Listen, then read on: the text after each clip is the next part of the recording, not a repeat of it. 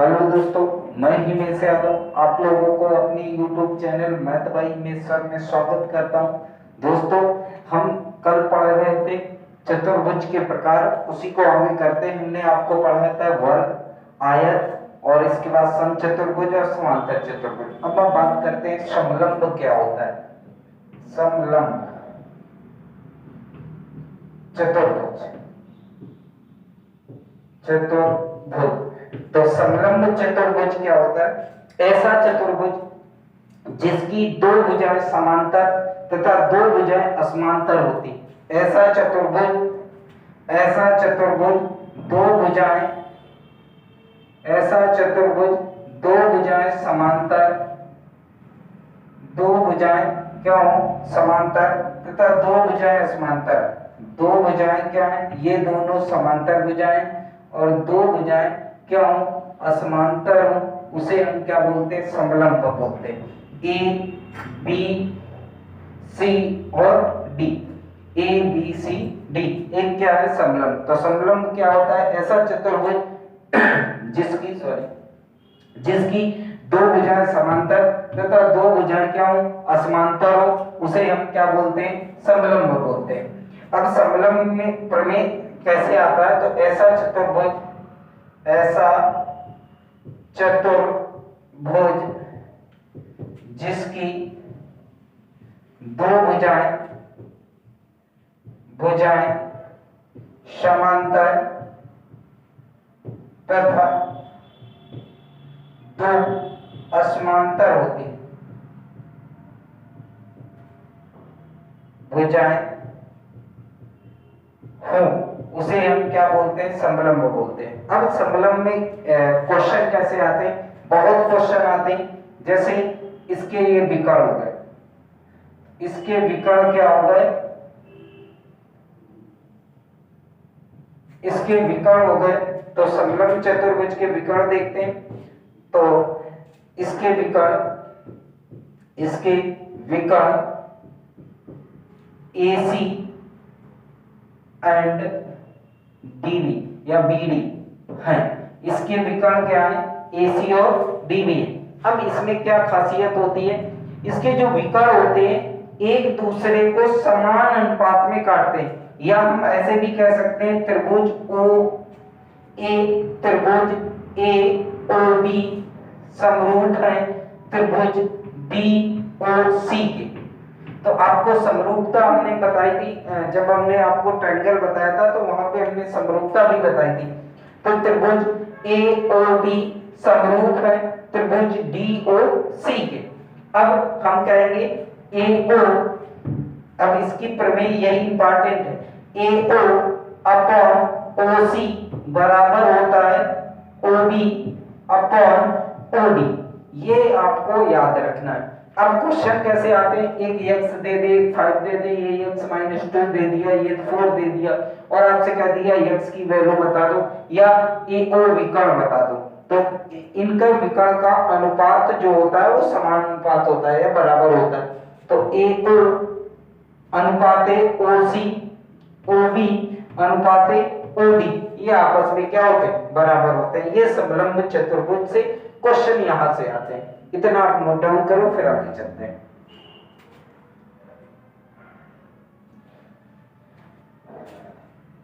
हो गया? चलो आगे चलते हैं।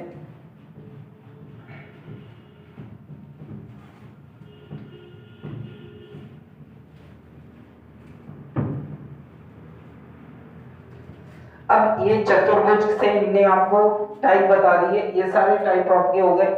चतुर्भुज में हमने बताया वर्ग क्या होता है। तो ऐसा चतुर्भुज जिसकी चारों भुजाएं आपकी बराबर हो, ऐसा चतुर्भुज जिसकी चारों भुजाएं बराबर होती हैं तथा एंगल 90 होते हैं और विकर्ण आपस में बराबर होते हैं, वर्ग कहलाता है। इसके बाद आयत बताया कि ऐसा चतुर्भुज जिसकी आमने सामने की भुजाएं बराबर हो, एंगल 90 हो तथा विकर्ण भी आपस में बराबर होते हैं। इसके बाद समचतुर्भुज बताया। तो समचतुर्भुज में बताया कि ऐसा चतुर्भुज जिसकी चारों भुजाएं बराबर हो लेकिन एंगल 90 ना हो, इनके दो सम्मुख कोणों का सम कितना होता है? 180 होता है। इसके बाद इनके विकर्ण की बात की तो इनके विकर्ण एक दूसरे को संपूर्ण पर समद्विभाजक करते हैं। ये हमने समचतुर्भुज में बताया। समांतर चतुर्भुज ऐसा चतुर्भुज जिसकी दो आमने सामने की भुजाएं बराबर हो लेकिन एंगल 90 नहीं होता है, एंगल 90 नहीं होता है। इनके सम्मुख कोण जो होते हैं 180 होते हैं, उसे हम समांतर बोलते हैं। समलंब अभी भी पढ़ा है कि समलंब क्या होता है, ऐसा चतुर्भुज जिसकी दो भुजाएं समांतर हो और दो भुजाएं असमांतर हो, समलंब चतुर्भुज कहलाता है। समलंब चतुर्भुज में समलंब चतुर्भुज के विकर्ण एक दूसरे को समान अनुपात में काटते हैं, विकर्ण एक दूसरे को समान अनुपात में काटते हैं। इतना ये आपका चतुर्भुज हो गया। अब स्टार्ट करते हैं हम सर्कल। वृत्त क्या होता है, तो सर्कल की बात करते हैं। सर्कल की डेफिनेशन सबसे पहले समझते हैं। वृत्त क्या होता है, वृत्त या सर्कल क्या होता है, तो सर्कल की परिभाषा समझते हैं। तो एक ऐसे निश्चित बिंदु से, एक कोई निश्चित बिंदु, उसके चारों ओर एक बिंदुपथ खींचा गया, उसके चारों ओर एक क्या खींचा गया, बिंदुपथ खींचा गया। उसके चारों ओर समान दूरी पर खींचे गए बिंदुपथ ही क्या कहलाता है, सर्कल कहलाता है। एक ऐसा निश्चित बिंदु जिसके चारों ओर समान दूरी पर बिंदुपथ खींचा जाए उसे हम वृत्त कहते हैं। तो ऐसा एक निश्चित बिंदु जिसके समान दूरी पर बिंदुपथ खींचे गए बिंदुपथ को वृत्त कहते हैं। वृत्त के बिंदुपथ को हम इस बिंदुपथ को हम क्या बोलते हैं, परिधि बोलते हैं। और ये जो बिंदु था, निश्चित बिंदु था, इसे हम क्या बोल रहे हैं, केंद्र बोल रहे हैं। इसको हम क्या बोलते हैं, केंद्र बोलते हैं। और निश्चित बिंदु और एक बिंदुपथ के एक बिंदु के बीच की दूरी को त्रिज्या या आर से प्रदर्शित करते हैं, इसको हम त्रिज्या बोलते हैं। और केंद्र से और दो बिंदुपथ के बीच की दूरी को हम क्या बोलते हैं, व्यास बोलते हैं। इसको हम क्या, पूरे को हम क्या बोल रहे हैं, व्यास बोल रहे हैं। इतनी बातें आपको पता होनी चाहिए वृत्त में। तो वृत्त क्या होता है, परिभाषा क्या है कि एक ऐसे निश्चित बिंदु से समान दूरी पर खींचे गए बिंदुपथ को वृत्त कहते हैं। बिंदुपथ को परिधि कहते हैं, निश्चित बिंदु को केंद्र कहते हैं, निश्चित बिंदु से बिंदुपथ के बीच की दूरी को त्रिज्या कहते हैं। और केंद्र से होकर जाने वाली रेखा, दो बिंदुओं को मिलाने वाले, बिंदुपथ को मिलाने वाले को हम क्या बोलते हैं, व्यास बोलते हैं। तो हम लिख लेते हैं, एक निश्चित बिंदु से, एक निश्चित बिंदु से समान दूरी पर खींचे गए बिंदुपथ को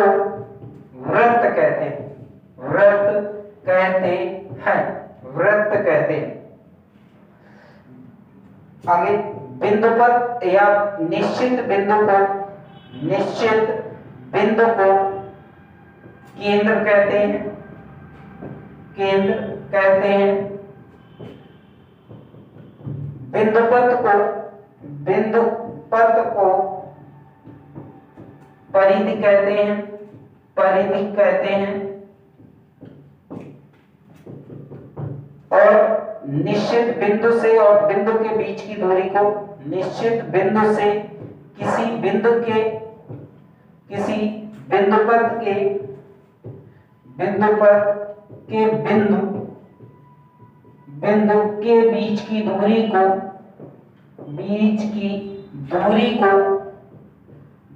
को त्रिज्या कहते हैं। क्या कहते हैं, त्रिज्या कहते हैं, जिसे आर से प्रदर्शित करते हैं। निश्चित बिंदु द्वारा दो बिंदुपथ को मिलाने वाली रेखा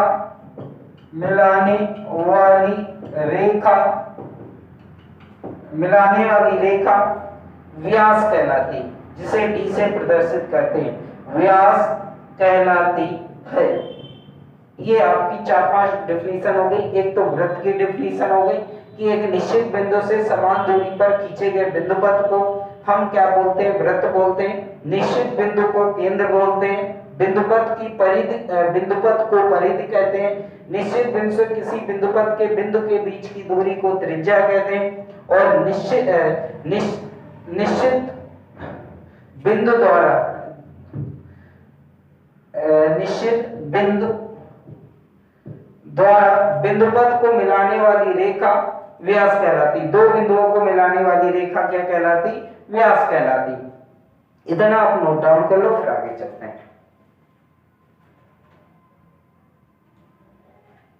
इतना आप नोट डाउन कर लो, फिर आगे चलते हैं।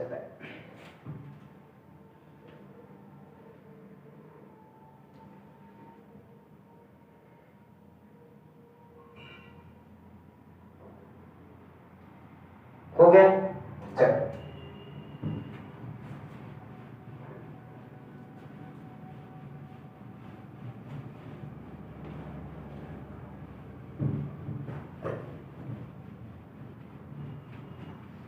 अब आगे चलते हैं। और क्या होता है, जो बेसिक बातें हैं वो और समझते हैं, फिर प्रमेय चलते हैं। ठीक है, हमने कहा कि जो बिंदु है, बिंदु से दो त्रिज्याओं के बीच कुछ खंड बनते हैं, उनके बारे में समझते हैं। तो ये जैसे ए बी चाप बना, ए बी ये जो चाप है, इस वाले को हम बोलते हैं लघु चाप। इसको क्या बोलते हैं? लघु चाप। और ये जो है लघु चाप कहलाएगा। और ये जो बड़ा है इसको हम दीर्घ चाप बोलते हैं। क्या बोलते हैं? दीर्घ चाप। तो किसी भी परिभाषा क्या होगी लघु चाप की या दीर्घ चाप की? किसी भी सर्कल में दो त्रिज्याओं के बीच बने छोटे वाले चाप को लघु चाप कहते हैं, और बड़े वाले चाप को क्या बोलते हैं? दीर्घ चाप कहते हैं। इसके बाद इसीलिए एक और पॉइंट आता है, ये लघु चाप हो गया, ये दीर्घ चाप हो गया। तो लघु चाप, ये ए बी लघु चाप हो गया, और ए बी इस तरफ जाओगे तो ये इसको हम बोलेंगे क्या? दीर्घ चाप। ठीक है, अब इसी में और एक बात आती है कि जैसे ये ए बी, अब हम चाप की बात नहीं कर रहे, हम ये इस खंड की बात कर रहे हैं जो ये बना है, ये। ठीक है, इस खंड की बात कर रहे हैं। तो ये जो खंड होता है इसको हम बोलते हैं त्रिज्य खंड। इसको हम क्या बोलते हैं? त्रिज्य। त्रिज्याओं द्वारा वृत्त में खींचा गया खंड त्रिज्य खंड कहलाता है। त्रिज्य खंड, ये जो त्रिज्य खंड है इसको बोलेंगे लघु त्रिज्य खंड, लघु त्रिज्य खंड। और बड़े वाले को बोलेंगे, इस वाले को बोलेंगे दीर्घ त्रिज्य खंड। अच्छा, आपको मेंसुरेशन पढ़ाएंगे तो यहाँ पे फार्मूला बताए जाएंगे कि लघु त्रिज्य खंड का क्या फार्मूला होता है, दीर्घ त्रिज्य खंड का क्या फार्मूला होता है। थोड़ा सा आपको बता देते हैं, जैसे लघु चाप का फार्मूला पूछे, लघु चाप का फार्मूला, तो जैसे आपको मेंसुरेशन पढ़ाया जाएगा तो वहां पे इसी से मतलब होगा लघु चाप क्या होता है, दीर्घ चाप क्या, त्रिज्य खंड क्या होता है। तो जैसे लघु चाप है तो हम कहेंगे थीटा अपॉन 360। हमने कहा थीटा पूरा कितना होता है? 360 में कितना एंगल ले रहा है, और इनटू 2 पाई r, ये होता है लघु या चाप, सीधा चाप लिख लो। अब दीर्घ होगा तो दीर्घ आ जाएगा, लघु होगा तो लघु आ जाएगा।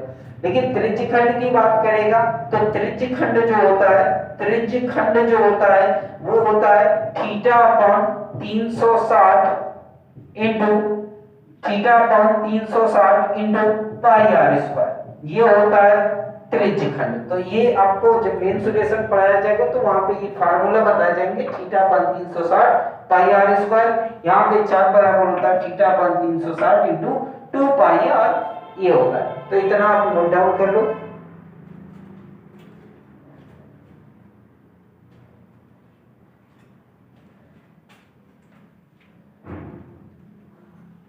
इतना आप नोट डाउन कर लो।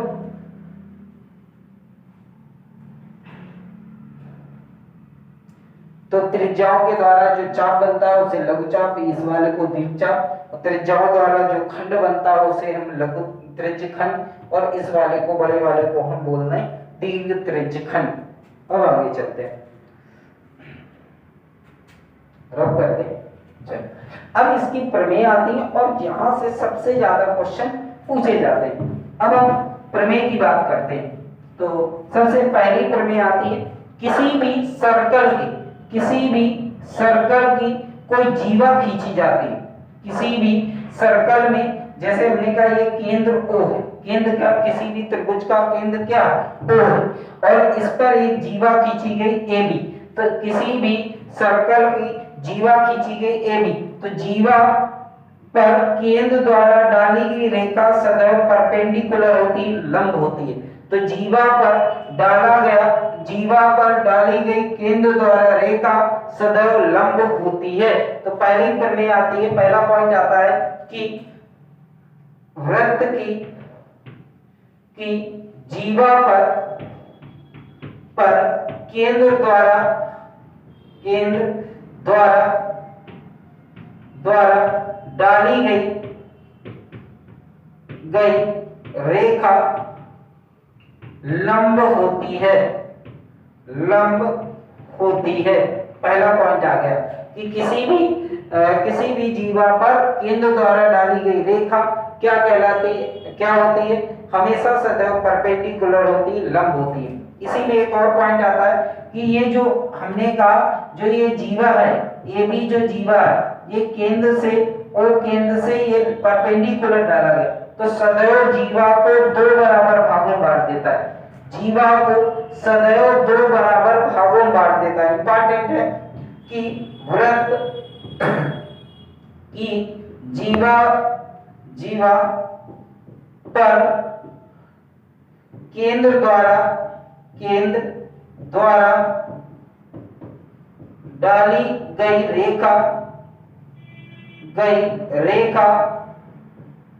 रेखा सदैव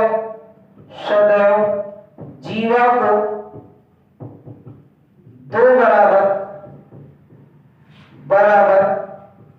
भागों में बांट देता है। 2 बराबर भागों में बांट देता है 2 बराबर भागों में बांट देता है। तो 2 पॉइंट आपको 2 प्रमेय बता दी कि वृत्त की किसी जीवा पर केंद्र द्वारा डाली गई रेखा सदैव लंब होती है।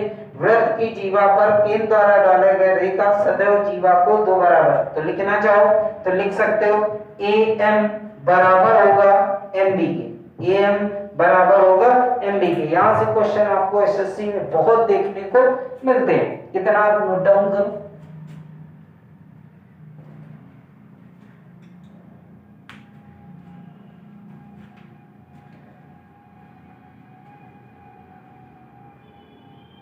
इतना आप नोट डाउन कर लो। और इसके बाद वृत्त की जो प्रमेय, जितनी भी प्रमेय है वो आपकी नेक्स्ट क्लास में करेंगे, क्योंकि लंबी क्लास हो गई। ठीक है, तो इसके बाद नेक्स्ट जो लोग हमारे चैनल पे नए हो वो सब्सक्राइब कर लें, और साथ में यदि वीडियो अच्छा लगे तो लाइक करें तथा अपने दोस्तों के साथ शेयर करें। जय हिंद।